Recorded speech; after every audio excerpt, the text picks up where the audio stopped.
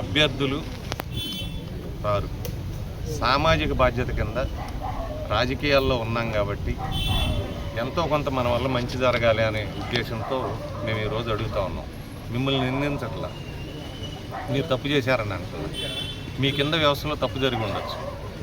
తప్పు జరగకపోతే చాలా మంచిది, మీ గవర్నమెంట్కి మంచి పేరు వస్తుంది. తప్పు జరిగితే దాన్ని సరిచేయండి. ఎన్నోసార్లు సిబిఐ ఎంక్వైరీలు అడిగిన వాడి కింద ఈసారి సిబిఐ ఎంక్వైరీ వేయించండి. లేకపోతే ఓ జ్యుడిషియల్ మేజిస్ట్రేట్తోనో ఎవరితోనో ఎంక్వైరీ వేయించి నిజం నిగ్గు తేలిస్తే అందరికీ బాగుంటుంది. వ్యవస్థ మీద భరోసా ఉంటుంది.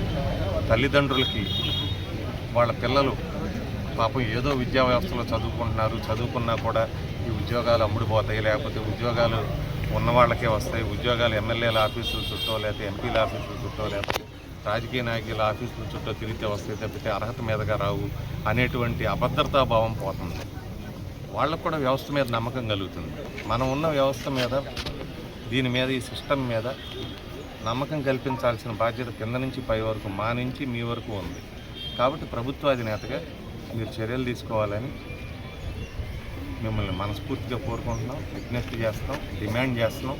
మేము ఈరోజు కూడా పీస్ఫుల్ ప్రొటెస్ట్కి మేము రిక్వెస్ట్ చేసాం పోలీసు వారిని. సరే, రాష్ట్రం మొత్తం కూడా ఎక్కడ నోరెత్తకూడదు, ప్రశ్నించకూడదు, జనం రోడ్డు మీదకి రాకూడదు, అడగకూడదు అని చెప్పారని చెప్పి ఆపేశారు. కాబట్టి మేము ఏ రూపంలో అయినా పీస్ఫుల్గానే ప్రొటెస్ట్ చేసేవాళ్ళం. ఇప్పుడు కూడా పాత్రికేయ మిత్రులు కానీ మీడియా సమక్షంలో కానీ మిమ్మల్ని రిక్వెస్ట్ చేస్తూ ఉన్నాం, విజ్ఞప్తి చేస్తున్నాం, డిమాండ్ చేస్తున్నాం. సిబిఐ ఎంక్వైరీకి ఆర్డర్ చేయండి, తప్పేం లేదు దీంట్లో.